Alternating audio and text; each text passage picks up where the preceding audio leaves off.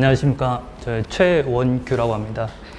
먼저 저는 토목 시공기술사를 시작하게 된 계기가 제가 좀 경력이 꼬여갖고 현장 대리인 자격을 좀 빨리 좀 취득을 하고자 그렇게 해서 토목 시공기술사를 공부를 하게 됐습니다. 그리고 종로학원을 선택한 이유는 뭐 여러 공부하려고 학원을 여러 선정을 하는 와중에 지인분께서 종로학원에 우리 권 교수님을 적극 추천을 해주셔갖고 이쪽 학원을 등록을 하게 됐고요. 제가 원래 사는 지역은 청주입니다. 그래갖고 올라오는 정규반 때 참 올라오는 길이 많이 좀 고되긴 했었는데 그래도 학원은 한 번도 빠지지 않고 계속해서 이렇게 KTX 타고 주말에 이렇게 올라오게 됐습니다. 일단 제가 정규반을 5월 29일 날 등록을 했는데요. 그때 2달을 듣고 125회부터 지금 시험을 치기 시작했습니다. 첫 해는 125회 때는 54점을 맞았고요. 이때는 공부량은 제가 회사를 아예 그만두고 이렇게 공부를 했기 때문에 공부량은 조금 됐었거든요. 근데 정규반 때는 워낙 숙제를 하느냐고 바빠서 뭐 숙제만 공부 시간은 한 10시간 이상 됐는데 뭐 용어하고 장판지하고 그 서술 숙제 하느냐고 도저히 뭐 다른 뭐 암기나 이런 거는 도저히 못 하겠더라고요. 그래서 거의 숙제 위주로다가 공부를 했었고 장판지는 어차피 장판지 시험을 계속 교수님이 보셨으니까 거의 한 70~80% 이상은 다 암기를 했어요. 처음 맨 끝에 이제 총론 부분은 이제 암기를 못 했죠.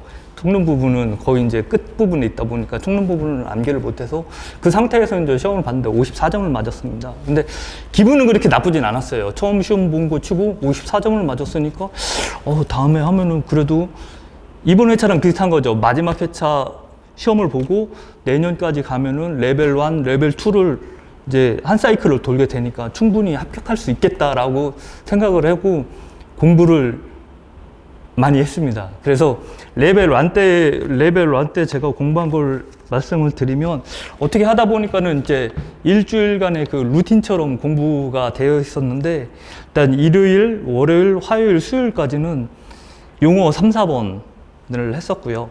그 다음에 서술 그 핵심 120 그거 숙제를 최소한 화요일 오후 아니면 수요일 오전까지는 무조건 숙제를 마무리를 했습니다. 그 다음에 수요일 이제 오후부터는 용어 기출문제, 서브한 거 있지 않습니까? 그거를 한 번씩 해당 단원에 대해서, 그 주 해당 단원에 대해서 한 번씩 다 썼습니다. 그리고 목요일은 이제 핵심 120, 그 서브 노트한 거를 한 10문제에서 한 15문제 정도 되거든요. 한 단원이. 그러면 그거를 다시 한번 다 썼습니다. 그 다음에 토요일은 이제 장판지 부족한 거, 그거를 암기를 했었고요. 그 다음에 이제 오후에는 다시 학원에 와서 학원 시험을 한 번도 안 빠지고 계속 봤었거든요. 레벨 1 때도.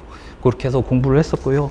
레벨 2 때도 마찬가지로 레벨 2 때는 시험을 일주일에 3번 보거든요. 월요일 날 카톡 시험 보고 서술 2문제 카톡 시험 보고 수요일 날 용어 5문제 카톡 시험 보고 그다음에 토요일 날 100분 시험 학원에 가서 100분 시험을 보거든요. 그거에 맞춰서 그 일요일은 해당 단원에 또 서술 서브를 한 번씩 다 썼습니다.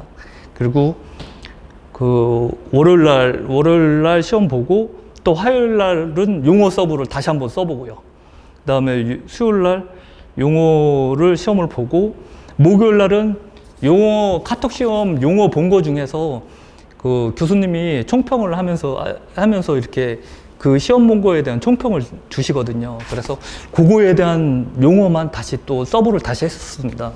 그리고 기출문제도 다시 한번 다시 써보고요. 그 다음에 금요일 날은 또 핵심 120 서브를 다시 한번 또 썼었습니다. 그렇게 해서 레벨 2까지 맞췄는데 거의 한 그렇게 하니까 서술 용어 서브를 최소 5번 이상 쓰게 되더라고요. 그런데 그렇게 5번 이상을 쓰게 되면 이제 그 다음부터 이제 공부를 할 때는 이게 어느 정도 이제 자신 있게 쓸 수 있는 거는 이제 패스하고 그렇게 해서 넘어가면서 좀 시간을 좀 단축을 할 수가 있었고요. 근데 그렇게 해서 이제 공부량은 굉장히 많았죠. 126회 볼 때는. 근데 126회 때 57점을 맞았습니다. 솔직히 이때 제가 공부량은 많은데 다른 분들이 얘기하신 그 어떤 문제가 나왔을 때 그러니까 공통 아이템 개념이죠. 이제 레벨 2 가면은 이제 공통 아이템을 작성을 하게 되는데 이 공통 아이템 개념을 정확하게 적용을 시키질 못했어요. 왜냐면 이게 너무 많이 들어 있으니까 다른 걸 막 쓰다 보면 분량 조절이 안 되는 거예요. 시간은 없는데 분량 조절이 안 됐습니다. 그렇게 하다 보니까는 이제 제가 쓰고 싶었던 말을 많이 못 쓰게 됐어요. 그래서 126회는 57점을 맞았고요.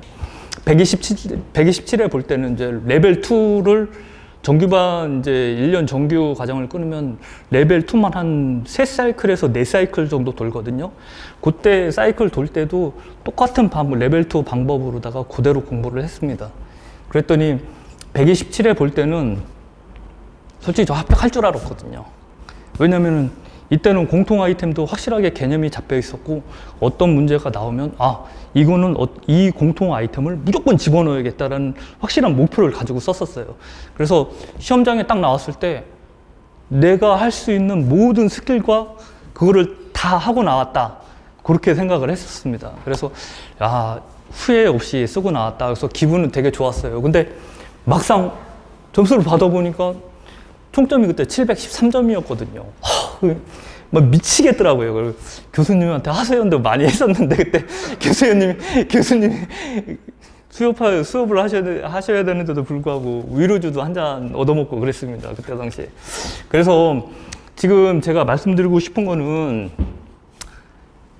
다행히 저는 그나마 이제 점수가 조금씩 오르는 과정이어서 좀 위로가 됐었어요. 그래도 내가 공부를 하면 할수록 그나마 좀 점수가 오르는구나 라는 그런 위로를 갖고 마음을 다잡는 계기가 됐었거든요.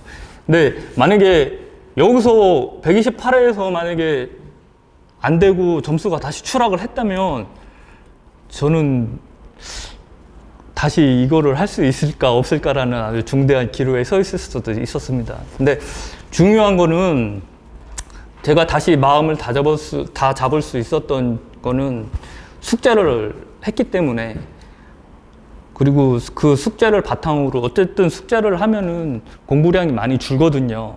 그것만 하면 되니까. 그래서 그거에 대해서 좀 마음을 다시 좀 잡을 수 있는 그런 계기가 됐었고요. 그래서 128회 때는, 왜냐면 제가 솔직히 128회 때가 저한테는 시험이 제일 어려웠습니다. 이거 시험 보자마자 교수님한테, 시험장에 나오면서 택시에서 교수님한테 전화했어요. 교수님, 저 시험이 너무 어려웠습니다. 저 이번에 안 될 것 같습니다. 이번에 안 돼도 제가 할 말은 없습니다. 교수님한테 바로 전화 드렸어요. 그 정도로 이번 시험은 좀 굉장히 어려웠다고 생각을 했는데 의외로 점수 보면은 괜찮게 받았어요. 제가 좀 실수했던 부분도 거의 용어에서는 거의 한 문제 빼고는 다 합격 점수 이상을 받았었거든요. 그 한 문제가 17점 받았는데 그게 캐비테이션 그게 17점 받았거든요. 캐비테이션, 그 하찮은 수제에서의 캐비테이션은 전혀 감을 못 잡고 있었어요. 근데 그 고정보에다가 공기방울 이렇게 그려놓고 그냥 뭐 소음 진동, 캐비테이션이다 이런 식으로만 표현했는데 다행히 거기서 이제 점수는 많이 안 깎여가고 좀 괜찮은 점수를 받을 수 있었고요. 제가 이제 가장 우려했던 게 아까 그 말씀해주셨던 박 소장님은 기출문제 그대로다가 써서 좀 많은 걸 좀 믹스를 했다, 그렇게 해서 고득점을 받았다, 그렇게 말씀을 해주셨는데, 저 같은 경우는 이 회차들에 보면은 제가 제 공부의 모토가 핵심 120하고 그 용어 서브였거든요. 요때 나온 게 핵심 120을 거의 그냥 갖다가 딱 붙여 넣었을 정도로다가 제가 했었거든요. 답안도 그렇게 작성을 했었고.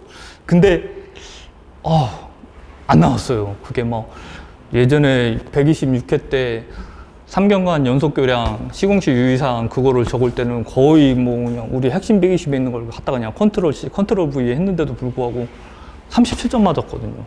그러면서 이건 도대체 어떻게 하라는 건지, 그때도 교수님한테 많이 그거를 하소연을 많이 했던 적이 있었습니다.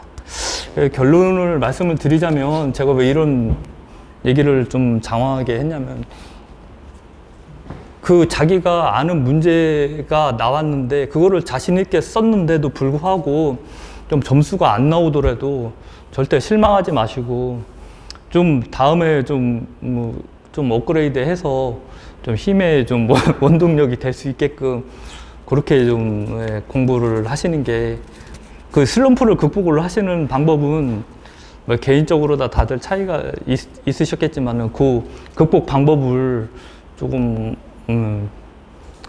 해서 최대한 빨리 극복을 하셔갖고 이렇게 공부를 하시는 편이 좋다고 생각을 합니다. 그리고 저의 큰 단점이 뭐냐면은 제가 글씨 속도가 엄청 느려요. 저는 진짜 답안지를 시험 답안지 작성하세요 하고서 답안지를 작성을 하기 시작하면 1초도 쉼 없이 작성을 해야지만이 거의 12페이지까지 완료를 할 수가 있었어요. 그래서 잠시라도 생각을 하면은 한 2.5페이지로 그냥 확 줄어버리는 거예요, 답안지가. 그거에 대한 스트레스가 가장 심했었고요. 그 다음에 그리고 제가 좀 긴장을 많이 하는 편입니다. 그리고 시험 문제를 딱 보는 순간 뭐 어떨 때는 좀 하얘질 때도 있었고, 이건 뭘부터 적어야 되는데 이 적어야 될 순서가 막 생각이 막 안 날 때가 막 여러 번 있었어요. 그래서 처음에는 막 청심은 신경 안정제도 먹고 올라오고 막 그랬었거든요, 학원에. 근데 그 극복 문제는 학원에서 교수님이 매일 하는 카톡 시험이나 이런 거를 계속 학원에서 보시면, 실전감 있게 보시면은 좀 많이 도움이 되거든요. 저 또한 그랬으니까. 그래서 학원은 제 개인적으로 생각으로는 절대 오프라인 강의는 절대 빠지지 마시고, 특히 시험 보는 날 그 실전처럼 시험을 보시는 게 나중에 시험장에 가서도 훨씬 더 긴장감이나 이런 거를 많이 좀 떨어뜨리는, 완화시킬 수 있는 그런 계기가 될 수가 있거든요. 그래서 그렇게 공부를 하시면, 개인적으로 그렇게 공부를 하시면 될 것 같습니다. 그리고 제가 또 그나마 좀 장점이었던 거는, 저는 교수님이 저한테 첨삭을 해주시면 바로 다음 시험에 그거를 적용을 시키려고 노력을 했어요. 만약에 교수님께서 최 소장님은 영어를 조금 덜 쓰시는 것 같아요. 그러면 바로 다음 시험에 제가 아는 영어는 답안지에다가 다 쓰고 레이아웃이 좀 부족합니다, 그림이 좀 부족합니다, 그러면 다음 시험에 가서는 제가 알고 있는 그 문제에 대한 그림은 다 적으려고 노력을 했습니다. 어떻게 보면은 뭐 교수님이 거의 뭐 시키는 대로 이렇게 공부를 했다, 그렇게 우리 학원 시스템에 시키는 대로 공부를 했다, 이렇게 보시면 될 것 같습니다. 그리고 마지막으로 이제 합격을 하기 위한 제 생각을 말씀을 드리자면, 아까도 좀 전에 말씀드렸지만 숙제를 좀 될 수 있으면이 아니라 숙제는 꼭 해야 된다, 제 개인적인 생각. 왜냐면 숙제를 하게 되면 다음에 혹시라도 이렇게 해서 떨어졌을 경우에 내가 공부를 더 할 수 있는 그 원동력이 될 수가 있습니다. 그래서 꼭 숙제는 했으면 좋겠고요. 그 다음에 아까 박 소장님께서 처음에 말씀하신 박 소장님께서도 이 암기법을 중요하게 암기법을 많이 말씀하셨잖아요. 저도 그 소장님 못지않게 암기법을 통한 그 암기를 엄청 많이 했습니다.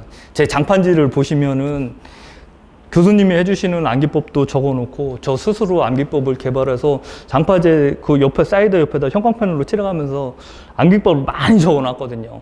암기법을 적용을 함으로써 수치 헷갈리는 거나 순서 헷갈리는 거나 혹은 그 빼먹는 거, 이런 거를 좀 많이 방지를 할 수가 있겠더라고요. 그래서 저도 최대한 암기법을 이용을 해서 많이 좀 공부를 하려고 노력을 했고요. 그 다음에 나중에 레벨 2에 가면은 공통 아이템을 이제 각자 뭐 단원별로다가 4개나 5개, 많게는 7, 8개씩 작성을 하거든요. 근데 그 공통 아이템을 작성을 하는 것도 중요한데, 이거를 도대체 내가 답안지에 어떻게 적용할 것인가, 그거에 대한 고민은 좀 해볼 필요가 있을 것 같습니다. 왜냐면 공통 아이템을 한 100개 정도를 만들어 놓은, 저도 공통 아이템 콘크리트 그래프 포함해갖고 한 80개 정도를 암기를 하고 있었거든요. 근데 이 공통 아이템에 대한 공통 아이템을 어떤 문제가 나왔을 때 얘를 적정하게 적용할 수 있느냐, 그거에 대한 고민은 좀 많이 좀 하셔야 될 것 같습니다. 왜냐하면 공통 아이템을 그렇게 만들어 놨는데, 레이아웃 좋은 공통 아이템을 많이 만들어 놨는데 이거를 실전에 가서 문제에 적용을 못 시키면 이거 아무것도 아니거든요. 그냥 쓸데없는 암기만 했다고 이렇게 저는 생각을 하거든요. 그래서 공통 아이템을 만들면 목적을 확실하게 정해야 됩니다. 아, 이 공통 아이템은 어떤 문제가 나오면 이거는 무조건 갖다 집어넣겠다. 근데 이렇게 굳게 마음을 먹어도 실전에 시험장에 가면 잘 생각이 안 날 때도 있고, 막 다른 거 쓰다 보면 이 분량 조절 때문에 얘를 못 쓰는 경우가 있어요. 이 레이아웃 좋은 공통 아이템을 그렇게 열심히 만들고 암기했던 공통 아이템을 적용을 못하는 경우가 엄청 많습니다. 그럴 경우를 대비해서 정말로 이 공통 아이템을 내가 만들었다면은 이 공통 아이템은 목적을 확실하게 해야 됩니다. 토공에 대한 공통 아이템을 만들었다면 토공에 대한 모든 문제가 나왔을 때 이 공통 아이템은 무조건 집어넣겠다. 다른 건 못 써도 이 공통 아이템만은 무조건 집어넣겠다. 그런 확실한 그 목적 의식을 갖고 그렇게 공부를 하면 아마 129회 때는 여기 계신 소장님들께서도 좋은 결과 있으실 거라고 생각됩니다. 감사합니다. 네.